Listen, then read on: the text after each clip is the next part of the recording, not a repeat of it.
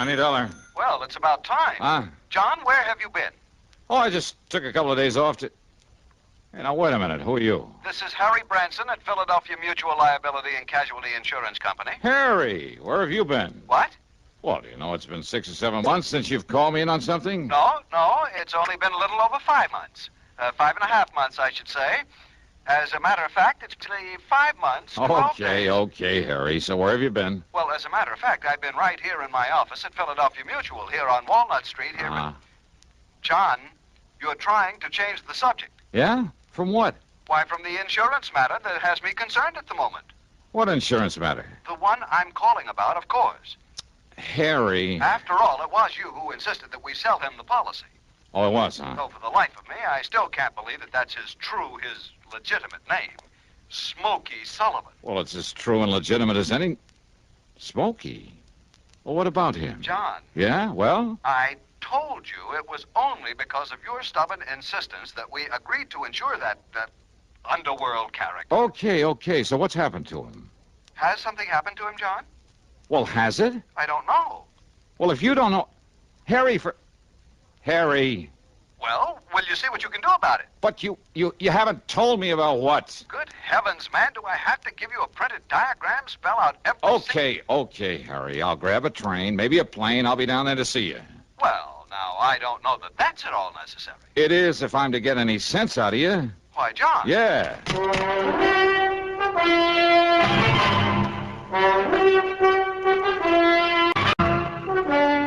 CBS Radio brings you Bob Bailey in the exciting adventures of the man with the action-packed expense account, America's fabulous freelance insurance investigator. Yours truly, Johnny Dollar.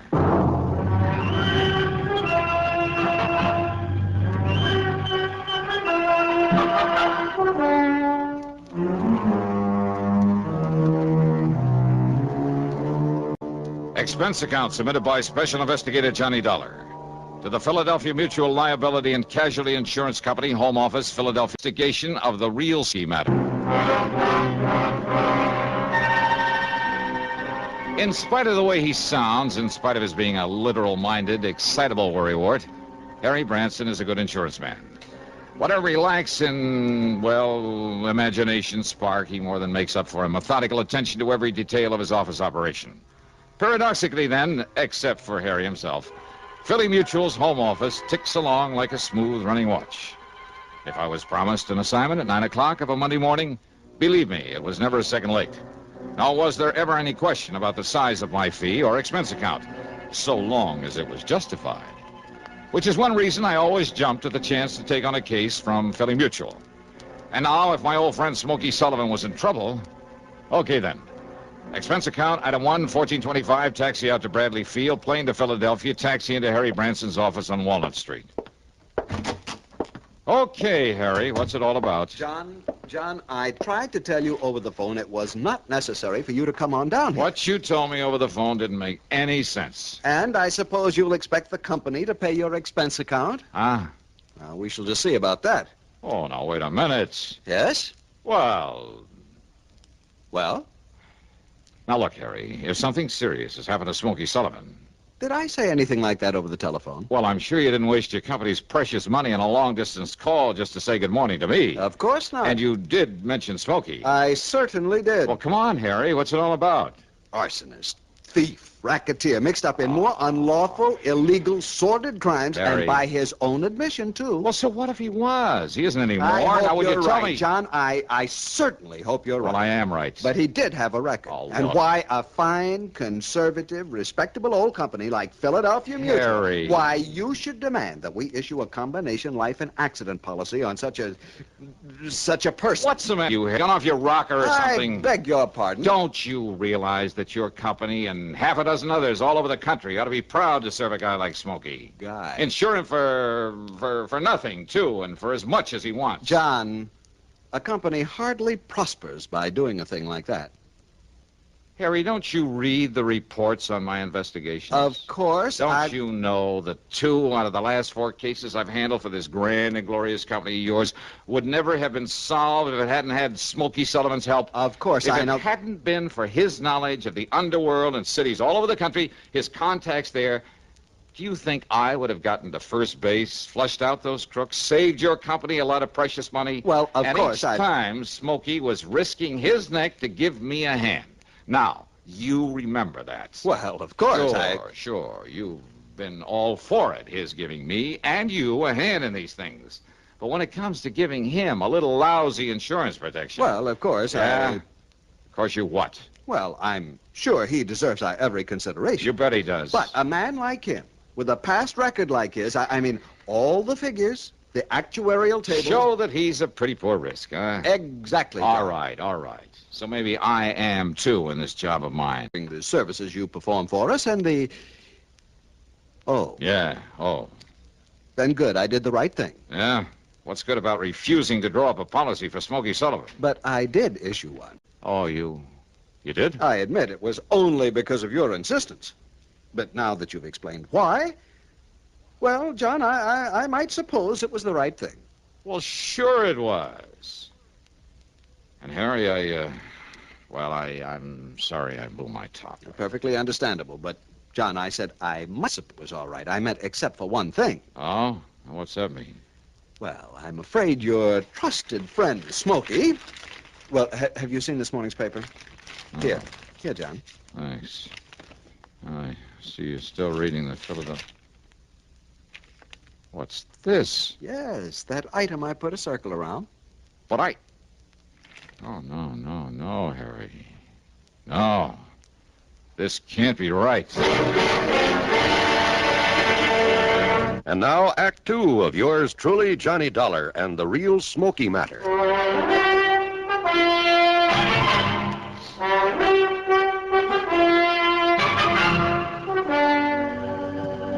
Read it, John, the whole news item. Toy factory.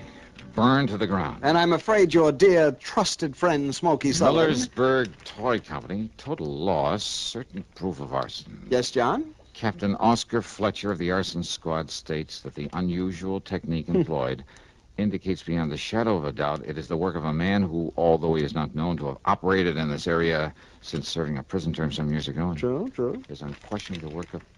Oh, no, Harry, this is wrong. I'm afraid not, John. That fire was set by Smokey Sullivan. You mean the arson squad is going to pin this on him because whoever did it happened to use a method that... No, I won't believe it. You didn't read the rest of the item. Why bother if they think I'm going to let him pin it on Smokey just You'd because better read it, John. Why? I mean about the body they found in the ashes.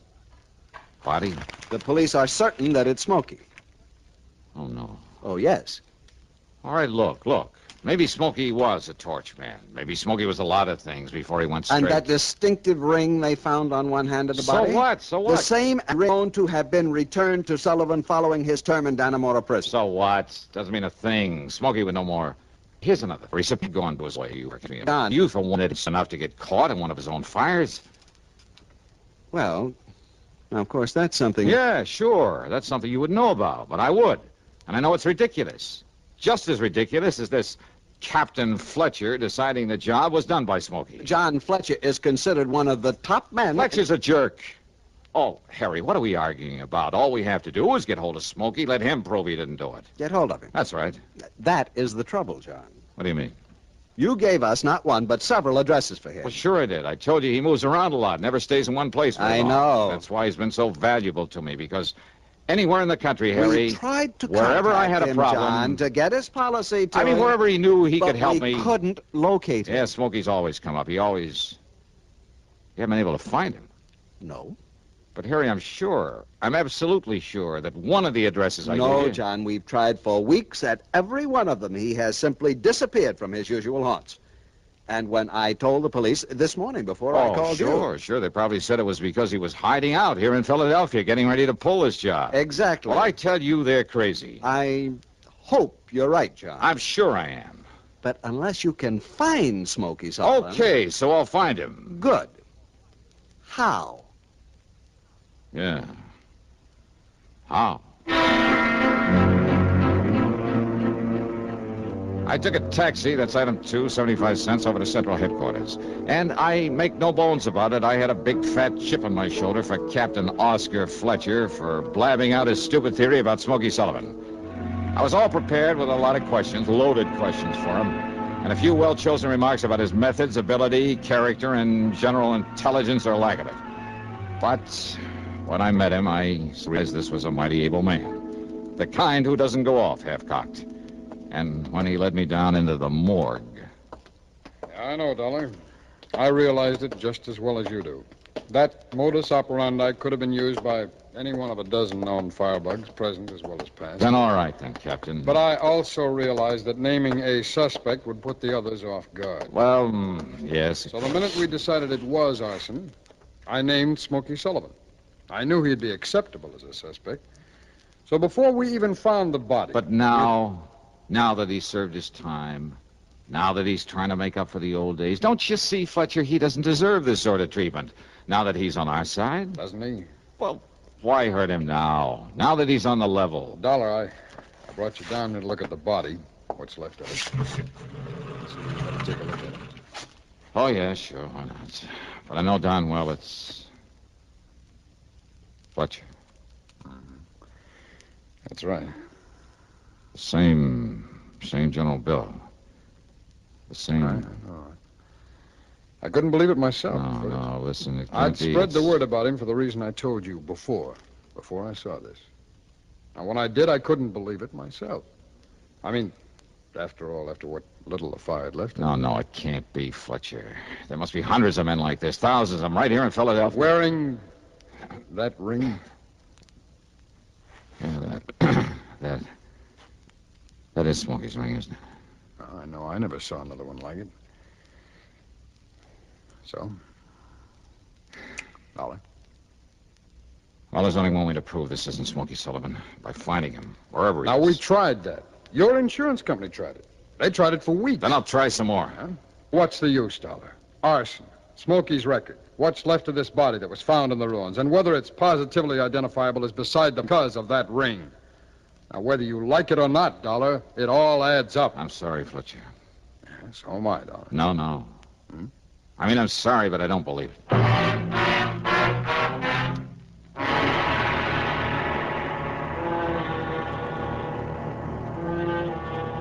And now, Act 3 of yours truly, Johnny Dollar.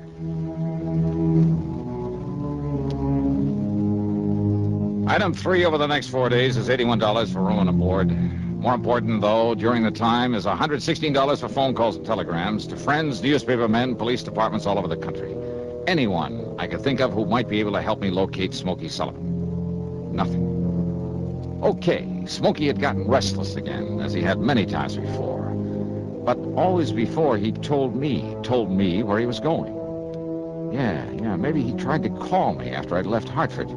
So one of those calls went to my answering service up there. No word from him. Yeah, and there was always that body in the morgue. So unless I could somehow prove Smokey was alive, locate him. But how? And the only time that Smokey had ever contacted me was when when he thought that maybe, yeah. Item 5, 10 cents for a call to Marty Ross, a top reporter on Philly's biggest morning paper. I told him he'd find a story in exactly half an hour at the corner of 13th and Pine.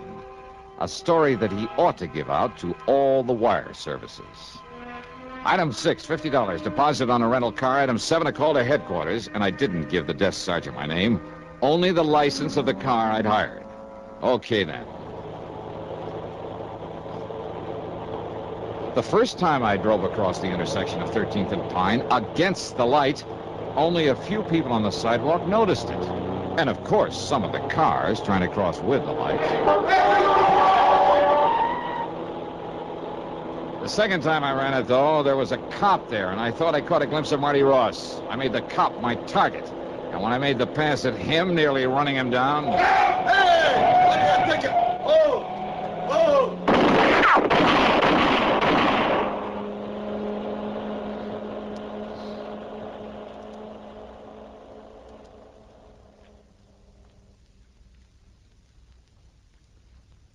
I was a little...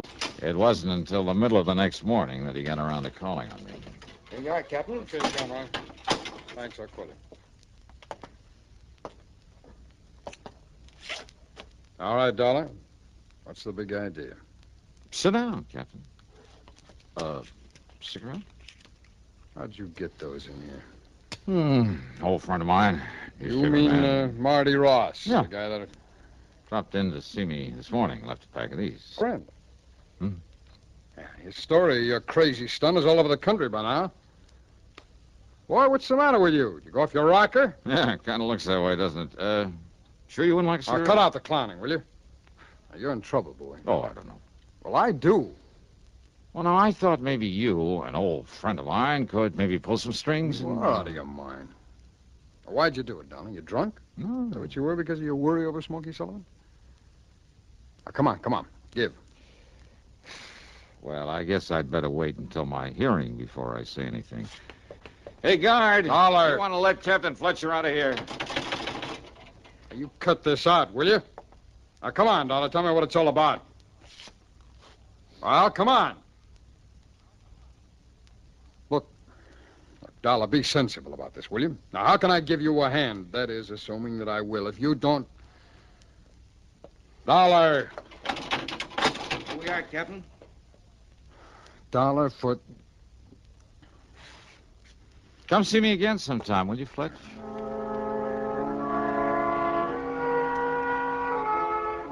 Well, after 2 days in that cell, even the guard wouldn't listen to me, just kind of sneered at me. I began to think that maybe I'd overplayed my hand. I asked if he'd get Captain Fletcher back to see me. No response. When he brought in the meals, I argued, I pleaded, I threatened him, reminded him that a citizen has some rights, even in jail. Well, he walked away as though he didn't even hear me. Then, the morning of the third day, I was handcuffed and led upstairs to a small hearing room, I guess you call it. At any rate, there was a man there in judge's robes and a pretty cold-blooded expression on his face. Your name is Johnny Dollar. Yeah, that's right. Now, Your Honor... Instead of the usual formal hearing, I've decided not to waste any time on your case. Well, Your Honor, maybe it was kind of a crazy stunt. But when I tell you the reason for it... It's no use, Mr. Dollar. These circumstances are the deadly and civilly against the Bob's office. Well, now, wouldn't it, Please, or shall I send you back to your cell? Well, now, look, is this some kind of a... Your Honor, Silence. Do you call this a hearing? I do not. Well, all right, then. Silence, please. Your caper with that rental car involved more than might have met the eye. Well, it was meant to. Don't you see? Don't you... Yes, sir. That apparent attempt on the patrolman's life. But someone had called headquarters to look out for that car. Someone had also called a newspaper man to be sure that he Sure, now... Marty. Just let me finish. Yes, sir. But then the appearance early this morning from somewhere on the West Coast, I believe, of a man we'd been looking for. Ah. Yes, Dollar. Captain Fletcher had been looking for him in spite of the body in the morgue. Then, Judge... Smokey Sullivan came here to help you, as I'm sure you hoped he would. Yeah, I knew the newspaper reports... Will you please keep quiet? Yes, sir. Well, Dollar, when Smokey arrived here, Fletcher took him right over to the scene of the fire. Smokey immediately recognized the handiwork of an old crony of his who could almost have passed for his twin. Then... The only other man he ever knew to wear the same kind of ring he wore and still wears. Smokey's waiting in there, by the way, to see you. Then you mean that you know... I mean that your crazy caper worked, Johnny. Conroy, take off his handcuffs. Oh, boy. Judge, you're okay. And you say that Smokey's in the next room? Hi, Johnny. Smokey. Yeah. Smokey, you old son of a gun. Yeah. Now, just 1 minute, Johnny. Yeah. I mean, yes, sir. We're deeply indebted to you for this. It was all done most ingeniously. Wow. And as for the traffic violations, you're fined $15. Oh, But next time, please don't scare one of our patrolmen out of his wits.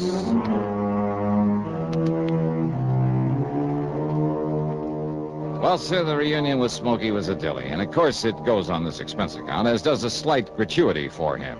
And the cost of his trip from the coast and back. Yeah, he's settled out there now. So the total, including my fine and my own trip back to Hartford, $621 even. Yours truly, Johnny Dollar.